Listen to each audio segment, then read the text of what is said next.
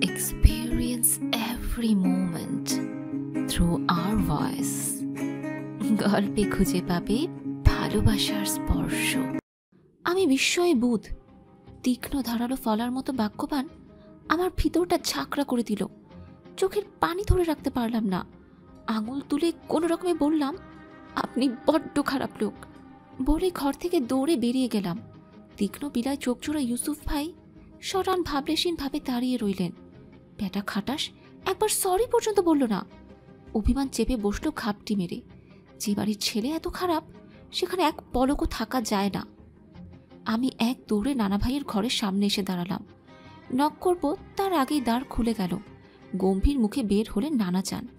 চিন্তিত মুখ বাবা আর মায়ের। আমি তাদের দুশ্চিন্তার কারণ ধরতে পারলাম না। দেশে ফিরতেই কেন তাদের ভূত চাপলো মাথায় আমাকে বিয়ে দিবার? কেনই বা চাইছেন তাদের থেকে দূরে চলে যাই? কেনই বা চাইছেন আমি এখানেই থাকি? এগিয়ে যে কিছু বলবো বা জিজ্ঞেস করব, তার আগেই পেছন থেকে হাসি মুখে আমাকে অতিক্রম করে এগিয়ে গেলেন ইউসুফ ভাই। হাস্যোজ্জ্বল মুখে সালাম জানালেন। আসসালামু আলাইকুম ফুফাজান।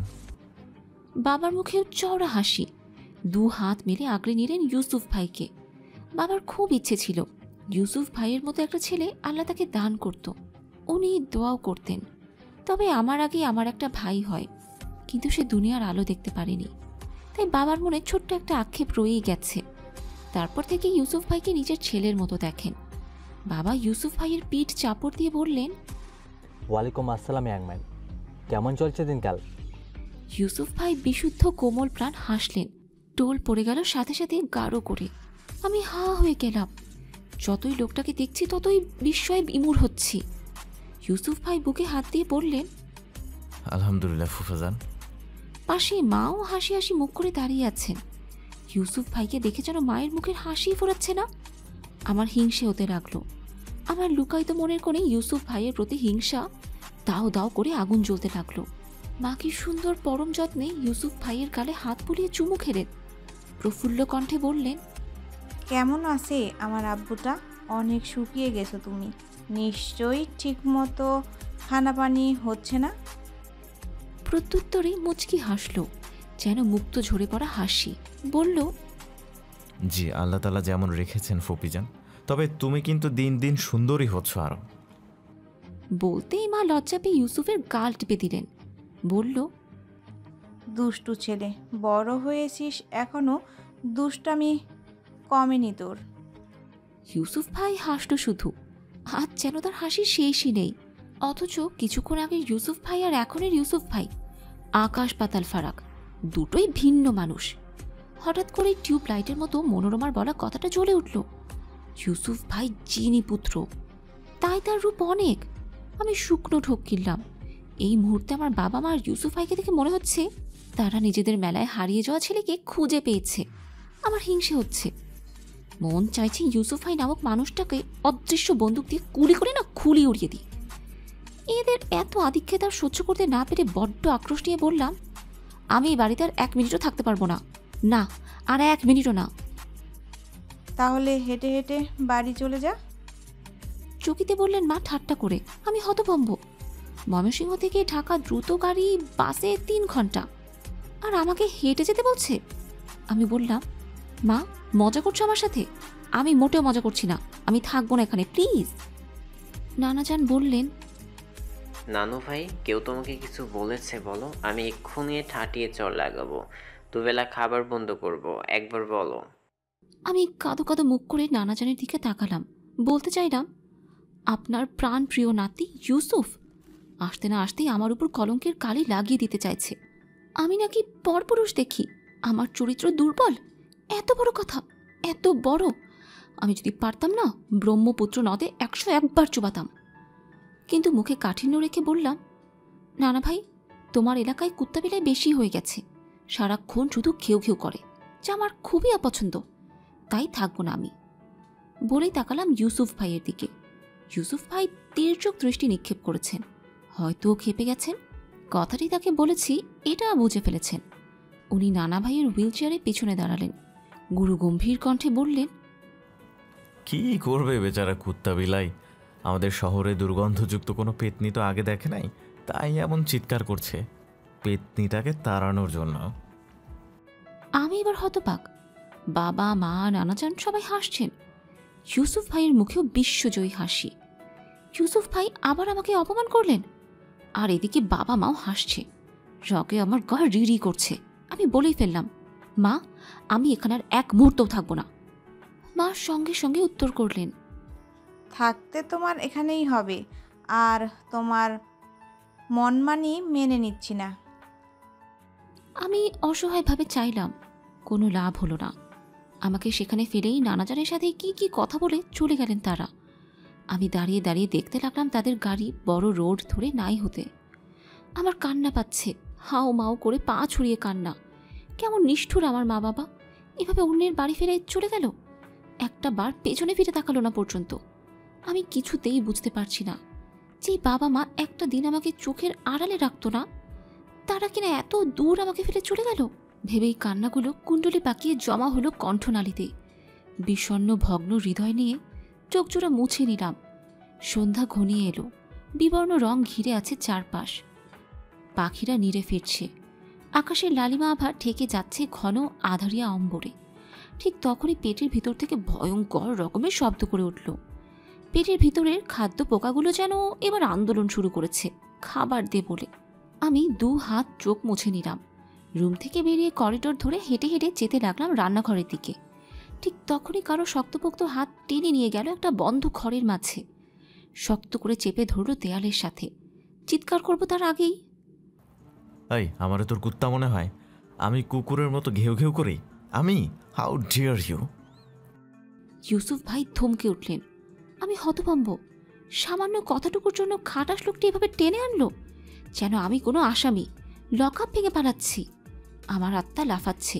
এই বুঝি 120 ডিগ্রি অ্যাঙ্গেলে লাফিয়ে পড়বে এই বন্ধ ঘরের খোলা ব্যালকনি থেকে। সন্ধ্যার আলো আধারি খিড়কি ভেদ করে ঢুকছে। রোডের নিয়ন বাতি জ্বলজ্বল করছে।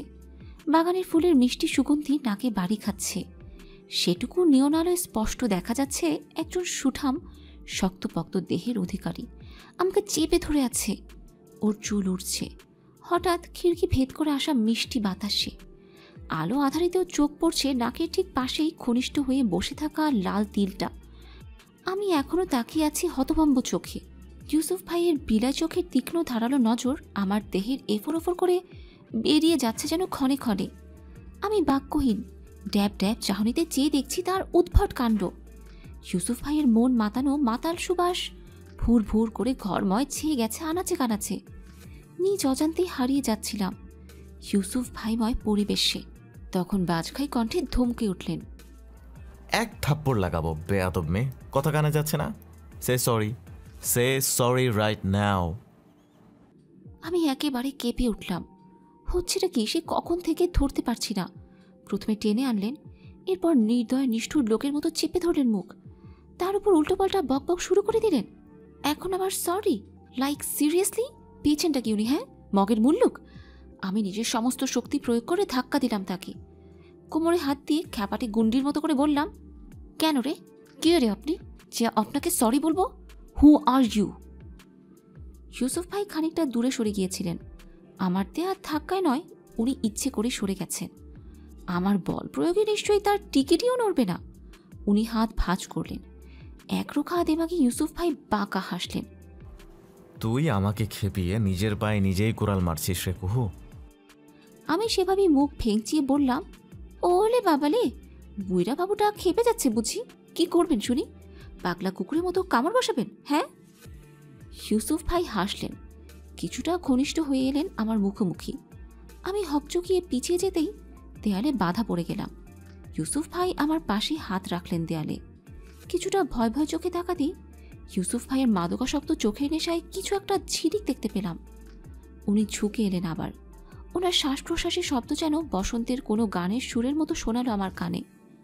আমি নিষ্পলক চেয়ে দেখছি ওই বিলাই চোখ চোরায়। উনি নরম গলায় বলে ফেললেন, আইডিয়াটা মন্দ নয়। মুহূর্তেই আমার নেশা ভ্রম সব কেটে গেল। চোখ ছোট ছোট করে তাকিয়ে বোঝার চেষ্টা করলাম ঠিক কী বোঝাতে চাইছেন উনি। ইউসুফ ভাই ঠোঁট পাকালেন। হাসির জায়গায় ফুটে উঠল শয়তানি হাসি। আমার বাড়ি দাঁড়িয়ে আমাকেই কুকুর বলার শাস্তি এটা। বলেই আমার গ্রীবাদেশে মুখ ডুবিয়ে জোরে সোরে একটা কামড় বসিয়ে দিলেন। আকস্মাৎ ঘটনায় আমি কিংকর্তব্য বিমূঢ়। এক নেতার এমন কর্মকাণ্ড, ভাবা যায় এটা? এত রাক্ষস নেতা! আমার বোধগম্য হতেই প্রথমেই দোল খেলে গেল অজানা এক অনুভূতি। শক্ত হয়ে গেল আমার মেরুদণ্ড। পরক্ষণেই নিজেকে তটস্থ করে বলে উঠল, রাক্ষস লোক, খাটাস বেটা। ইউসুফ ভাই মুচকি মুচকি হাসলেন, শুধালেন, এরপর আমার সাথে নেক্সট টাইম লাগতে এলে আমার দেয়া এই চিহ্ন তোকে মনে করিয়ে দেবে। It's danger. আমি রাগে ফসফস করতে লাগলাম। ব্যথায় আমার কলিজা ছিঁড়ে যাচ্ছে। কিছুটা ক্ষত হয়ে রক্তের ছোপ আভা ভেসে উঠেছে। আমি পাশে থাকা ফুলদানিটা নিয়ে তেড়ে গেলাম তাকে মারব বলে।